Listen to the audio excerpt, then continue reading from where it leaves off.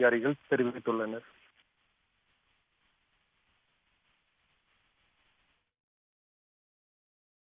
விவரங்களுக்கு நன்றி Alvin. Papua new Guinea நாட்டில் நேற்று அதிகாலை ஏற்பட்ட பயங்கர நிலச்சரிவில் 100க்கும் மேற்பட்டோரின் கதி என்ன ஆனது என இதுவரை தெரியவில்லை. மீட்பு பணிகள் தொடங்கப்பட்டுள்ள நிலையில் அவர்களை உயிருடன் மீட்க முடியுமா என்ற சந்தேகம் எழுந்திருக்கிறது.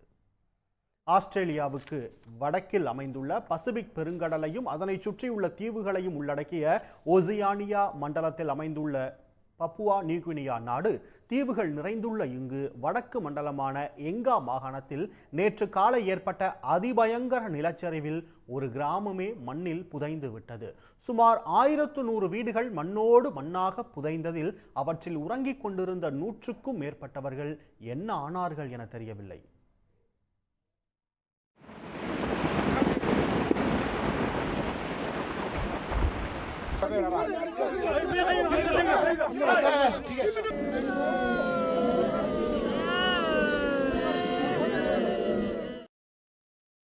பெரியவர்கள், பெண்கள் மற்றும் குழந்தைகள் உள்ளிட்டோரை மீட்கும் பணிகள் தொடங்கப்பட்டுள்ளன.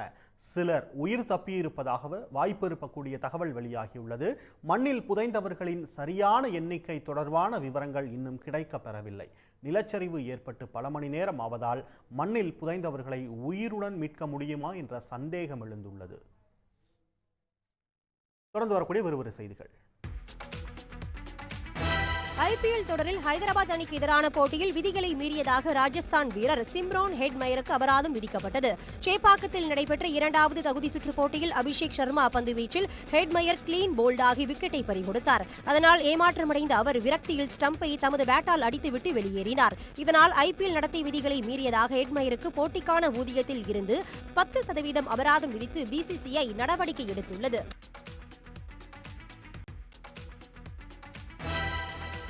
தூத்துக்குடி பகுதியில் மீன்களின் வரத்து குறைவாக காணப்பட்டாலும் மீன்களின் விலை வரலாறு காணாத வகையில் உயர்ந்து காணப்பட்டது. வங்கக்கடலில் உருவாகியுள்ள புதிய காற்றழுத்த தாழ்வு மண்டலம் காரணமாக கடலில் மீன்பிடிக்க தடை விதிக்கப்பட்ட நிலையில் மீன் அங்காடிகளில் வரத்து குறைந்து காணப்பட்டது. இந்நிலையில் விடுமுறை தினத்தை ஒட்டி மீன்களை வாங்க திரேஷ்புரம் மீன்பிடி துறைமுகத்தில் கூட்டம் அலைமோதியது. ஆனால் மீன்களின் விலை எப்பொழுதும் இல்லாத அளவில் உயர்ந்து காணப்பட்டது. சீலா மீன் 1 கிலோ 1000 ரூபாயிலிருந்து 2000 ரூபாய் வரையும், ஊளி மீன் கிலோ 400 ரூபாயிலிருந்து 700 ரூபாய் வரையும், சாலை ஒரு கூடை 2500 ரூபாய்க்கும் விற்பனை செய்யப்பட்டன. மற்ற மீன்களின் விலையும் உயர்ந்து காணப்பட்டது.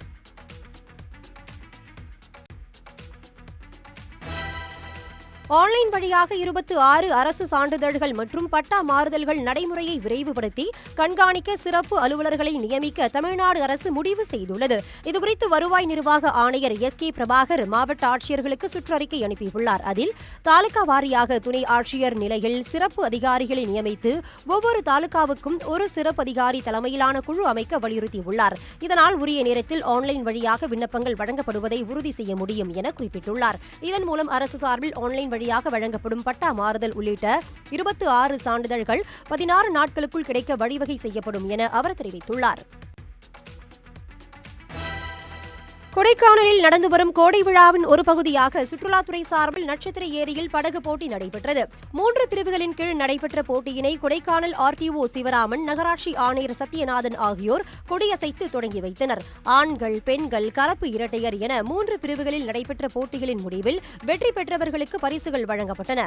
உற்சாகமாக நடைபெற்ற படகு போட்டியை ஏராளமான சுற்றுலா பயணிகள் கண்டு ரசித்தனர். கொடைக்கானல் பார்க்க வந்தேன். அப்போ தான் தெரிஞ்சேன் இங்கே ஒரு போட் ரேசிங் காம்படிஷன் நடக்குதுன்னு. அப்போ 2 பேரும் ஃப்ரெண்ட்ஸ் எல்லாருமே பார்ட்டிசிபேட் பண்ணால் நாங்கள் ஃபர்ஸ்ட் கிடச்சிச்சு மந்த்ஸில். ரொம்ப ஹாப்பி. தேங்க்யூ. ரேண்டம்லி இங்கே சம்மர் வெக்கேஷனுக்கு கொடைக்கானல் வந்தேன். அப்போ தான் தெரிஞ்சு இங்கே போட் ரேஸ் நடக்குதுன்னு இங்கே எல்லாரும் சொன்னேன் போட் ரேஸில் பார்ட்டிசிபேட் பண்ணுங்கள், நல்லா இருக்கும்னு. பார்ட்டிசிபேட் பண்ண ஃபர்ஸ்ட் ப்ரைஸ் கிடச்சிருக்கு. ரொம்ப சந்தோஷம். சென்னை மாநகரம் முழுவதும் ஒரே டிக்கெட்டில் பயணம் செய்யும் வகையில் செயலிகள் உருவாக்க திட்டமிடப்பட்டுள்ளது. மக்கள் அன்றாடம் பயணம் செய்யும் மாநகர பேருந்து, மெட்ரோ ரயில், மின்சார ரயில் என 3க்கும் தனித்தனியே பயணச்சீட்டு எடுக்க வேண்டியுள்ளது. இந்நிலையில் செல்போன் செயலி மூலம் டிக்கெட் பெற்று 3 விதமான போக்குவரத்திலும் ஒரே டிக்கெட் கொண்டு பயணிக்கும் வசதியை பெருநகர போக்குவரத்து குழுமம் நடைமுறைக்கு கொண்டு வரவுள்ளது. ஒரே டிக்கெட்டில் பயணம் செய்யும் திட்டத்தில் வாடகை ஆட்டோ, டாக்ஸியிலும் பயணிக்கும் வகையில் செயலியை உருவாக்க திட்டமிடப்பட்டுள்ளது. தென்கிழக்கு வங்கக்கடல் மற்றும் இலங்கை கடற்பகுதியில் நிலவும் மேலடுக்கு சுழற்சி காரணமாக மன்னார் வளைகுடா மற்றும் குமரி கடல் பகுதியில் சூறைக்காற்று 40 முதல் 55 கிலோமீட்டர் வீசும் என வானிலை மையம் தெரிவித்துள்ளது. கனமழை முதல் மிக கனமழை வரை பெய்ய வாய்ப்புள்ளதாக மீனவர் நலத்துறை சார்பில் அறிவிக்கப்பட்டது. இதனால் நெல்லை மாவட்டத்தில் உள்ள 10 மீனவ கிராம மக்கள் கடந்த 8 நாட்களாக மீன்பிடிக்க கடலுக்கு செல்லவில்லை. இதனால் 10,000க்கும் மேற்பட்ட மீன்பிடி தொழிலாளர்கள் வேலை இழந்துள்ளனர். 1500 ஃபைபர் படகுகள் கடற்கரை ஓரங்களில் நிறுத்தி வைக்கப்பட்டுள்ளன. தமிழ்நாடு முழுவதும் ஞாயிற்றுக்கிழமையான நாளைய தினம் ரேஷன் கடைகள் செயல்படும் என உணவுப் பொருள் வழங்கல் துறை சார்பில் தெரிவிக்கப்பட்டுள்ளது.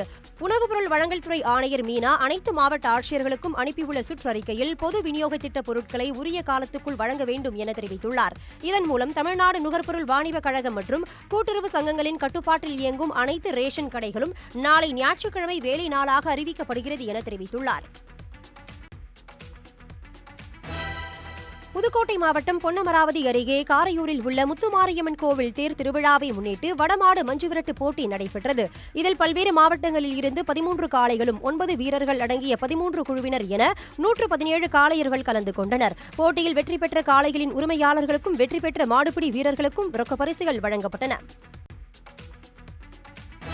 திருவள்ளூர் மாவட்டம் தாமரைப்பாக்கம் அருகே வாணியன்சத்திரம் பகுதியில் தமிழ்நாடு மின் வாரியத்தின் துணை மின் நிலையத்தில் உள்ள மின்மாற்றியில் திடீரென பயங்கர தீ விபத்து ஏற்பட்டது. தீ விபத்தால் அப்பகுதி முழுவதும் கரும்புகை சூழ்ந்து காணப்பட்டது. இதனையடுத்து செங்குன்றம், மணலி, மாதவரம் என 3 தீயணைப்பு நிலையங்களிலிருந்து உடனடியாக தீயணைப்பு வீரர்கள் வரவழைக்கப்பட்டு தண்ணீருடன் ரசாயனம் கலந்த நீரையும் சேர்த்து தீயை அணைக்கும் பணியில் ஈடுபட்டனர். மின் நிலையத்தில் தீ விபத்து ஏற்பட்டதால் அப்பகுதி முழுவதும் மின்சாரம் துண்டிக்கப்பட்டது. வேலூர் மாவட்டம் குடியாத்தம் அருகே கெங்கையம்மன் சிரசு திருவிழா நடைபெற்றது. மேலதாளங்கள் முழங்க கெங்கையம்மன் சிரசு ஊர்வலம் புறப்பட்டு முக்கிய வீதிகள் வழியாக சென்றது. அப்போது பக்தர்கள் பூக்கள், காசுகள், எலுமிச்சை பழம் ஆகியவற்றை சிரசு மீது வீசி தங்களது நேர்த்திக்கடனை செலுத்தினர். இவ்விழாவில் சுற்றுவட்டார கிராமங்களைச் சேர்ந்த ஆயிரக்கணக்கான பக்தர்கள் தரிசனம் செய்தனர். அமெரிக்காவின் வளர்ப்பு நாய்களுக்கென பிரத்யேக சொகுசு விமான சேவையை அந்நாட்டு தனியார் நிறுவனம் ஒன்று தொடங்கியுள்ளது. பாட் ஏர் சர்வீஸ் என்று பெயர் வைக்கப்பட்டுள்ள அந்த விமான நிறுவனம் தனது முதல் விமான சேவையை நியூயார்க் நகரிலிருந்து லாஸ் ஏஞ்சலஸ் நகருக்கு இயக்கியுள்ளது. இந்த விமானத்தில் மொத்தம் 14 நாய்கள் அவற்றின் உரிமையாளர்களுடன் அனுமதிக்கப்படுகின்றன.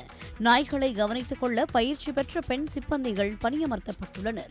விமானத்திற்குள் நாய்களுக்கு சுவைமிகு கேக்குகள் மற்றும் உணவுகள் பரிமாறப்படுகின்றன. இந்த விமானத்திற்குள் காத்திருப்பு அறை, சூரிய ஒளி அறைகள் அமைக்கப்பட்டுள்ளன. அத்துடன் வளர்ப்பு நாய்களை உற்சாகப்படுத்த மசாஜ் சென்டரும் உள்ளது. ஒரு நாய் தனது உரிமையாளருடன் வெளிநாட்டிற்கு பயணம் செய்ய 6,64,000 ரூபாய் வசூலிக்கப்படுகிறது. வெகு விரைவில் இந்த நாய் விமான சேவை பாரிஸ், மிலன், சிகாகோ ஆகிய நகரங்களுக்கும் விரிவுபடுத்தப்பட உள்ளது. நிலநடுக்கத்தால் பேரிடரை சந்தித்துள்ள பப்புவா நியூ கினியாவில் ஒரு கிராமமே மண்ணில் புதைந்த கொடூரம் நிகழ்ந்துள்ளது. மலை பிரதேசமான எங்கா மாகாணத்தில் உள்ள ஒரு கிராமத்தில் நிலநடுக்கம் பெரிய அளவில் உணரப்பட்டது. இதில் மலையின் ஒரு பகுதி அப்படியே சரிந்து அடிவாரத்தில் உள்ள கிராமத்தை சூழ்ந்தது. இதில் ஏராளமான வீடுகள் தரைமட்டமாகின. நிலச்சரிவில் வாகனங்களும் சிக்கிய நிலையில் கிராமத்தில் இருந்த 100க்கும் மேற்பட்டோர் உயிரிழந்திருக்கலாம் என அஞ்சப்படுகிறது. தொடர்ந்து மீட்பு குழுவினருடன் உள்ளூர் மக்களும் இணைந்து மீட்பு பணியில் ஈடுபட்டு வருகின்றனர். மலையடிவார பகுதியில் உயிரிழந்தவர்களின் விவரத்தை அந்நாட்டு அரசு வெளியிடவில்லை. மதுரையில் குடும்ப பிரச்சனைக்காக புகார் கொடுக்க வந்தவரின் 95 சவரன் நகைகளை அடகு வைத்த பெண் காவல் ஆய்வாளர் சஸ்பெண்ட் செய்யப்பட்டுள்ளார். பிரிந்து வாழ்ந்த மனைவியிடம் ஒப்படைக்கும்படி கணவர் கொடுத்த நகையை கொடுக்காமல் அடகு வைத்ததன் பின்னணி என்ன?